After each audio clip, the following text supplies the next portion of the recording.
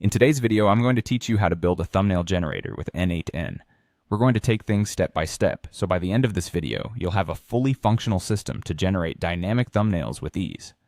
First things first, make sure you have n8n open. This is the platform where all the magic happens, allowing us to automate tasks and create workflows. Once you're in, it's time to set the foundation for our project. Click on New Workflow to get started. It's always a good idea to give your workflow a unique and descriptive name, so go ahead and name this one AI Thumbnail Generator. Naming it appropriately helps you stay organized, especially if you work with multiple workflows.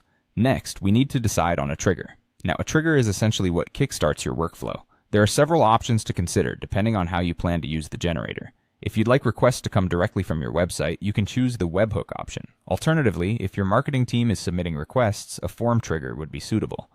Google Sheets trigger is ideal for when you want to generate thumbnails for new content immediately as it gets listed. Chat trigger could be your choice for demand-driven thumbnail generation, and for testing purposes, a manual trigger is perfect. Once you've set up your trigger, the next step involves collecting all the details necessary for creating your thumbnails. A good thumbnail is both visually appealing and informative, so you'll need to gather specific information, such as the title of the video or article, the topic it covers, and the intended target audience. It's also crucial to get the brand colors and the style preference for the thumbnail, whether it's minimal, cinematic, or modern. If applicable, an optional logo or product image can also add a personalized touch to the final thumbnail.